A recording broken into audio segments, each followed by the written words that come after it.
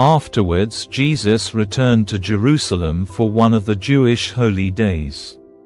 Inside the city, near the sheep gate, was the Pool of Bethesda, with 5 covered porches.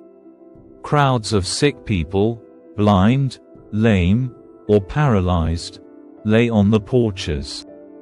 One of the men lying there had been sick for 38 years.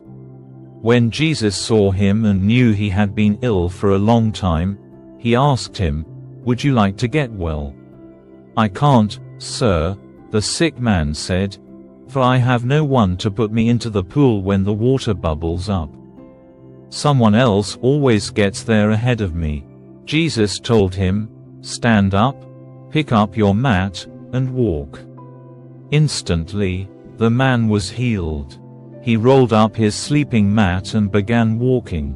But this miracle happened on the Sabbath, so the Jewish leaders objected.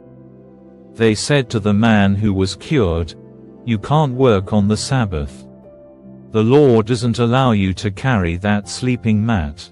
But he replied, "The man who healed me told me, 'Pick up your mat and walk.'" "Who said such a thing as that?" they demanded.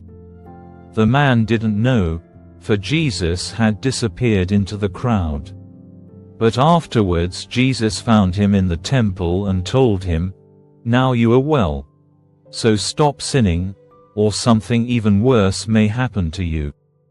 Then the man went and told the Jewish leaders that it was Jesus who had healed him.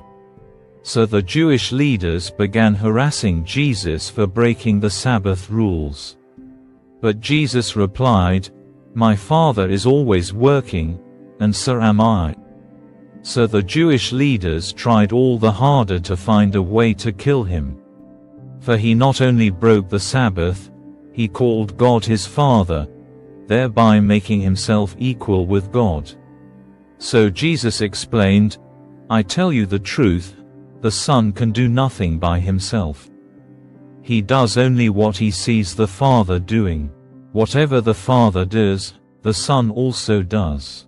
For the Father loves the Son and shows him everything he is doing. In fact, the Father will show him how to do even greater works than healing this man. Then you will truly be astonished. For just as the Father gives life to those he raises from the dead, so the Son gives life to anyone he wants. In addition, the Father judges no one. Instead, he has given the Son absolute authority to judge, so that everyone will honor the Son, just as they honor the Father. Anyone who does not honor the Son is certainly not honoring the Father who sent him. I tell you the truth, those who listen to my message and believe in God who sent me have eternal life. They will never be condemned for their sins, but they have already passed from death into life.